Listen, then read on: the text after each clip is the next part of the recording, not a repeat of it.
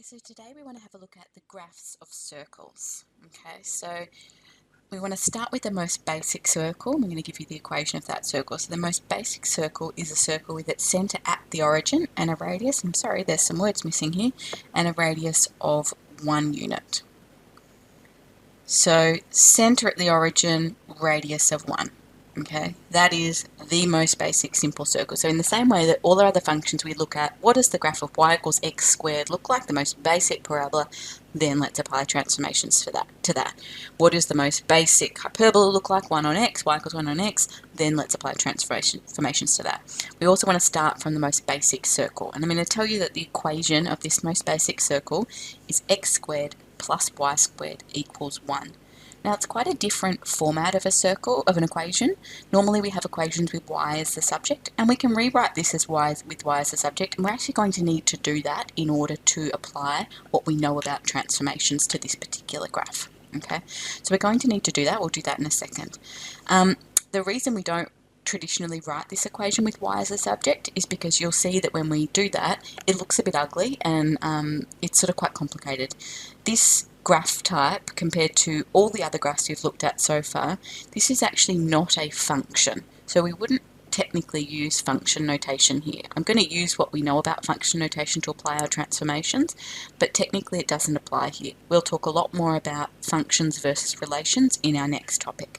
But the reason this equation looks a bit different is because technically it is not a function. So we choose to write the equation a little differently. Okay, so there's our basic circle. X squared plus y squared equals 1 gives the circle with centre at the origin and radius of 1. Okay, so as I said, we want to be able to think about transforming this graph. We want to be able to think about dilating it. Now we want to keep it as a circle, so we'll talk about that in a bit. So if we were to dilate the circle just from the x-axis, it wouldn't be a circle anymore. So we would also need to dilate it from the y-axis by the same factor to keep the circle the same. But we're going to talk about dilations from the x and y axes to make the radius bigger. Okay, so dilating is going to be required to make the radius bigger. We're not going to talk about reflecting, because reflecting in the x-axis doesn't do anything and reflecting in the y-axis doesn't do anything. But we are going to talk about translating so that we can move the centre of our circle to somewhere else. Okay, so we're going to be translating the graph left and right, up and down to move the centre.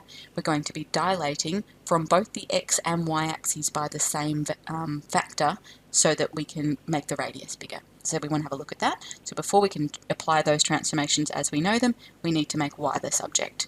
So let's do that.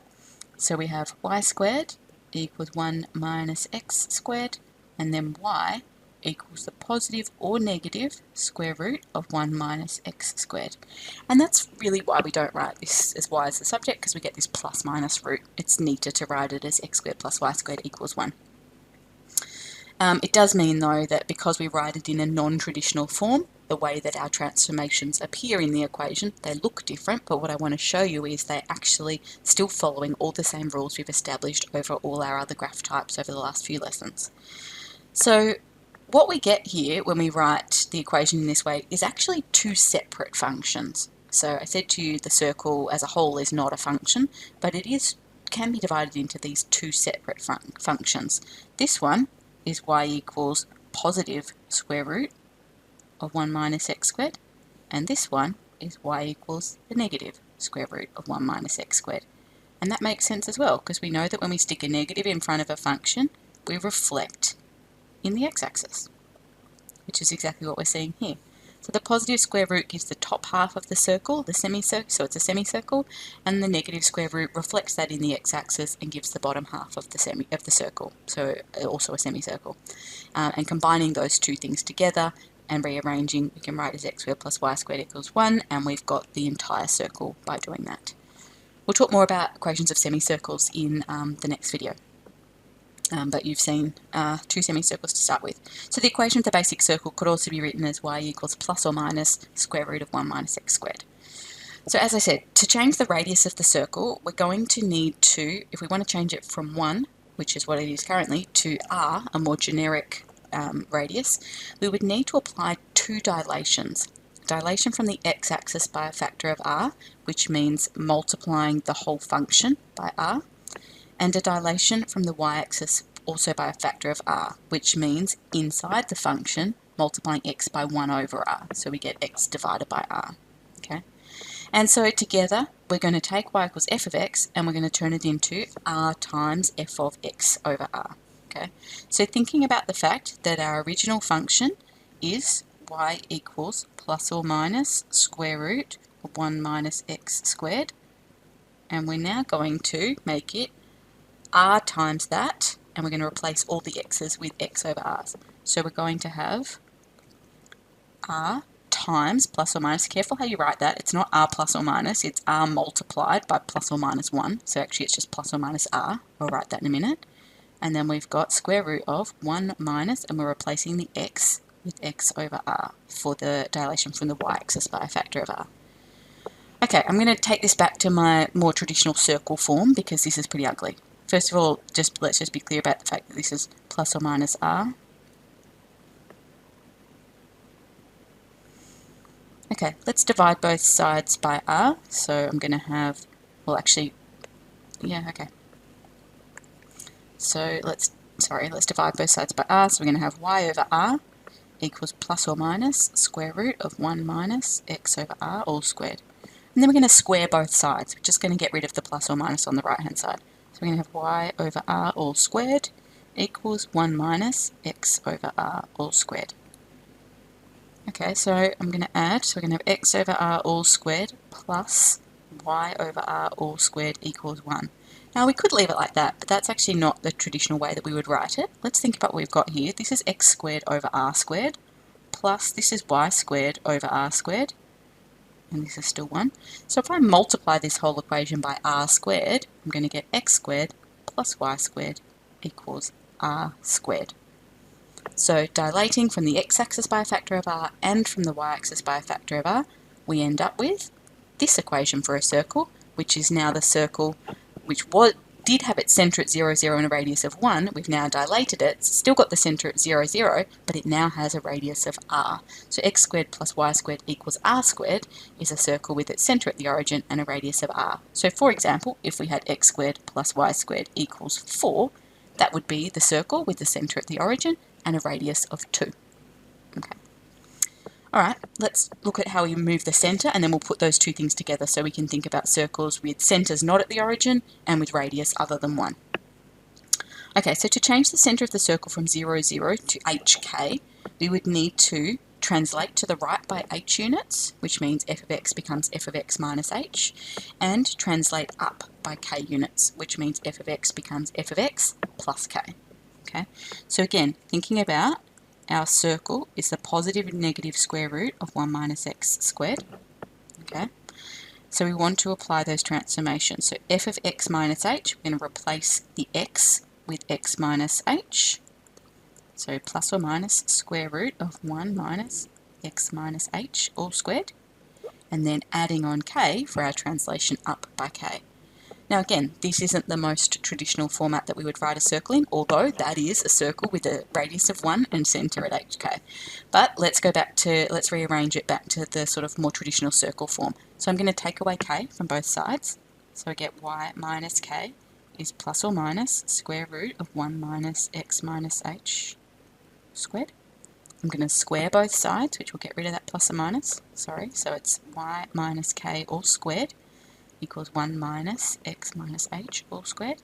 And then I'm going to add that x bracket to both sides, so x minus h all squared plus y minus k all squared equals 1. And so this is a circle with a radius of 1 and a centre at hk. Okay, so this moves it to the to the right by h, which we're familiar with. This moves it up by k. And it's only because it's written in a different form that we're not seeing that plus k on the end like we usually would. If we rearranged it back to this form with y as the subject, we would see the plus k on the end as we expect, which means going up by k. Okay, so we need to get used to it looking a little bit different in the version of the equation of a circle.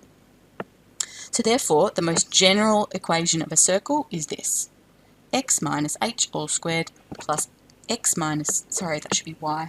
Can we fix that? My apologies.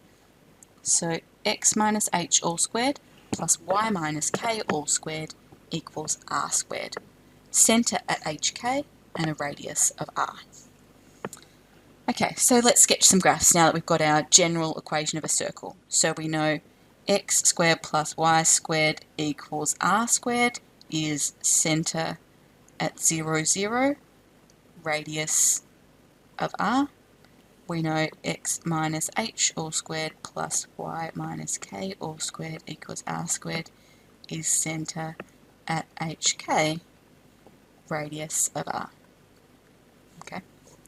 Alright, so sketching a graph of x squared plus y squared equals 5. So no translations left or right because there's no adding or subtracting onto the x and the y.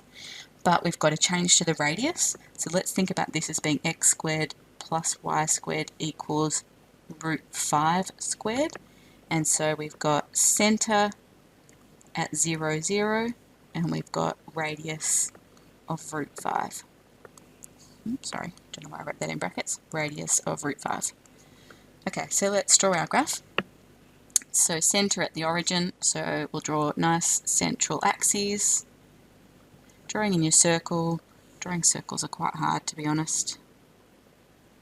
It can be helpful to sort of mark your 4 points on the axes, so they're sort of all equidistant from the origin. That will help you get the circle shape right, and then you can sort of draw it in 4 quarter circles. Okay, key points for a circle. The centre. The centre is important, and again, when it's the origin, we probably don't really need to mark it, but I'm going to mark it. The centre is important. And then technically just 1 point on the circumference would be enough, I would say, but also we always need to mark x and y intercepts. So this is the point root 5, 0. This is the point 0, root 5. This is the point negative root 5, 0. Okay, we've got 2 y-intercepts and 2 x-intercepts here, so we do need to mark all of those points. You don't necessarily need to mark those 4 points on a circle, it's just that in this instance they are the x and the y-intercepts. I would always plot out those key 4 points to help me draw the circle, but I might not label them with coordinates if they're not intercepts. Okay, so there's my graph. Example 2. Sketch the graph of x minus 1 all squared plus y plus 4 all squared equals 4. Okay, so we've got centre at 1, negative 4. Okay, so it's the opposite of both of these numbers. And we've got a radius of square root of 4, so 2. So centre at 1, negative 4 and a radius of 2. Okay, so let's think about drawing in the graphs. Try and get the centre of the circle sort of in the centre of your axes in terms of how you're going to scale them. Okay, so we're going to have, and also drawing circles, it's really important that you use a vaguely square scale. So by that I mean using the same scale on the x and the y axes, or otherwise when you plot out your points you'll end up with something that looks like an oval, not a circle, if you've used a different scale on the 2 axes. Okay, 1, negative 4, so I might need to make this bigger. 1, 2, 3, 4, we need to go down to negative 6. Okay, so 1, negative 4 is my centre. Let's put that there. We'll mark that with coordinates, that's the important point. And then I've got a radius of 2. So I'm going to mark out the 4 points that give the maximum, the minimum, the furthest point to the right and the furthest point to the left. I'm not necessarily going to label them with coordinates, but I am just going to mark those points. So 2 above this point and 2 below this point will give me my top and bottom of my circle. 2 to the left of this point and 2 to the right of this point will give me my left and right of my circle. So those 4 points, I don't need to mark their coordinates unless they're intercepts, but marking them in so I can draw the shape of the circle is really important. Okay. Now, you might choose to draw the shape in now, or you might choose to recognise, right, my graph's crossing the y-axis here, so I'm going to have y-intercepts, so I might calculate those before I draw it in, just to make sure that I get them in vaguely the right spot. Okay, so I'm going to have y-intercepts. So I'm going to let x equal 0 for y-intercepts. So 0 minus 1 squared plus y plus 4 squared equals 4. Okay, so negative 1 all squared is just 1. 1 plus y plus 4 squared equals 4. Subtracting 1. Y plus 4 squared is 3. Square root. Y plus 4 is plus minus root 3. That's where you're going to get your 2 y-intercepts. And then subtracting 4, so negative 4 plus or minus root 3. Root 3 is about 1.7, so we're doing negative 4, which is here, plus about 1.7, so it's going to be sort of there, and negative 4 minus about 1.7, so it's going to be sort of there. Okay, so just as a rough guide before you draw in your circle. Okay, I'm going to draw in my circle.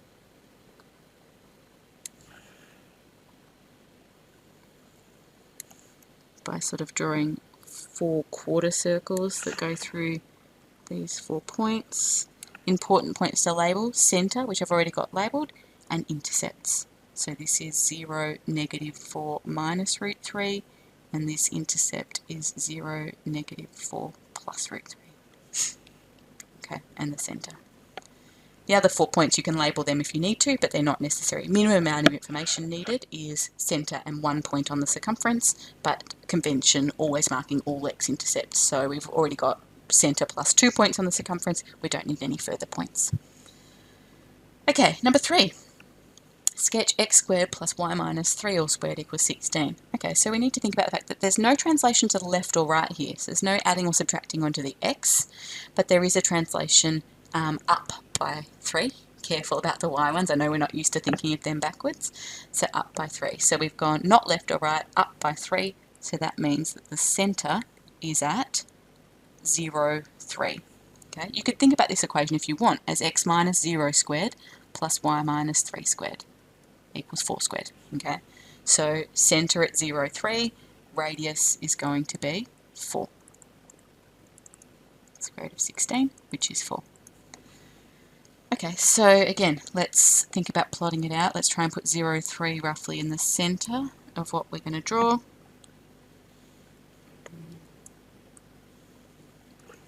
Okay, 1, 2, 3, 4, 5, 6, 7, and minus 1. A bit bigger. Okay, similar scale on my other axis. 1, 2, 3, 4 for our radius. 1, 2, 3, 4. Okay, centre is at 0, 3. So here is our centre. Radius is 4, so 4 above this is up here. That's going to be another y-intercept, so we need to mark that. That's 0, 7. And 4 below this is going to be another y-intercept, 0, negative 1. Okay. 4 to the left of this will be this point out here at 3, 4. Sorry, 4 to the right. And this point at 3, negative 4 will be 4 to the left. Okay, so we're going to have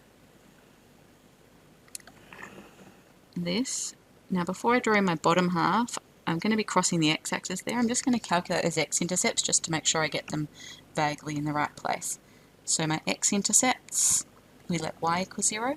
So we get x squared plus 0 minus 3 squared equals 16. So that is x squared plus 9 equals 16. X squared equals 7. So x is plus or minus root 7.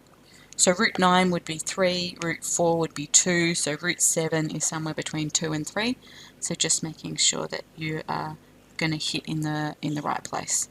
So I've probably got my scale a little bit out, which is why it's going to skew it a bit. So I'm just going to be a bit careful about.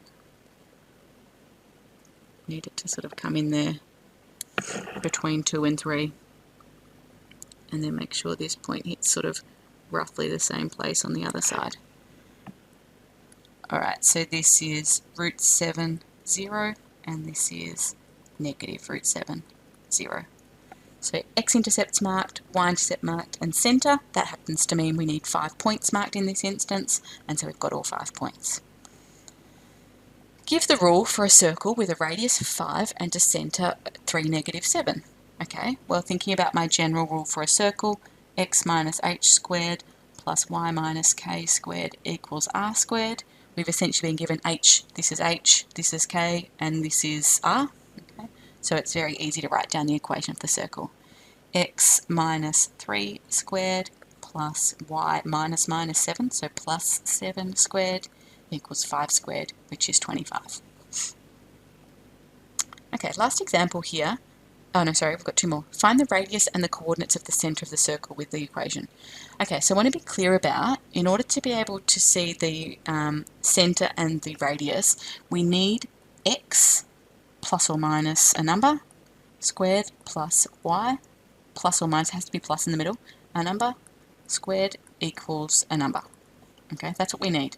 So the fact that we've got numbers in front of x and y here is problematic, okay, in that we can't just say the centre isn't at -1, 3. Okay, so we need to deal with those numbers first. So we need to do a bit of algebra. So we want to factor out that 2. So it's going to be 2, this will be x plus a half.